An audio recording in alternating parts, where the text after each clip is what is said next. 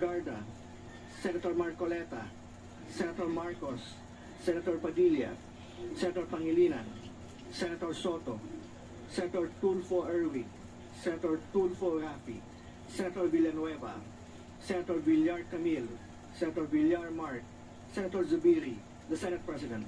With 24 senators present, Chair declares the presence of a quorum.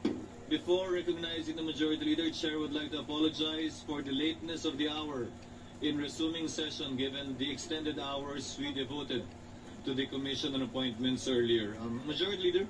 Yes, Mr. President. Mr. President, before we proceed, we'd like to acknowledge some guests from the gallery, guests of this representation and guests of Senator Alan Peter Cayetano from the United States of America National Prayer Breakfast. We have with us Samuel Lowry and Randy Cow.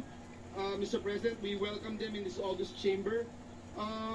Guests of Senator De La Rosa, LGU officials of Taysan, Batangas, headed by Mayor Dong Villena. Guests of Senator Estrada, LGU officials of Alang-Alang, Leyte, headed by Mayor Lovelio Castro and Vice Mayor Mario Bague.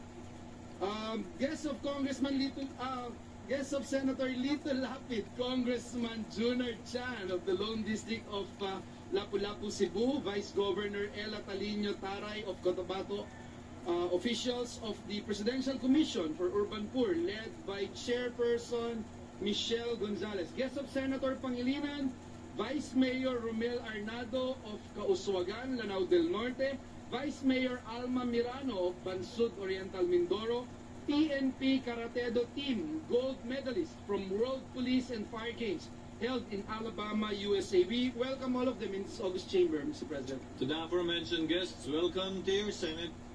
Majority Leader? Mr. President, I move that we proceed with the reference of business. Any objection? Hearing none. Secretary is directed to comply. Messages of the President of the Philippines, letter of His Excellency President Ferdinand Marcos Jr., dated 15 August 2025, urging the Senate to recognize the instrument of ratification of the Letter of Agreement on Narcotics Control and Law Enforcement between the Government of the Republic of the Philippines and the Government of the United States of America, which was transmitted to the Senate of the 19th Congress on 28 March 2025 and seeking the Senate's concurrence thereto. To the Committee on Foreign Relations. Letter of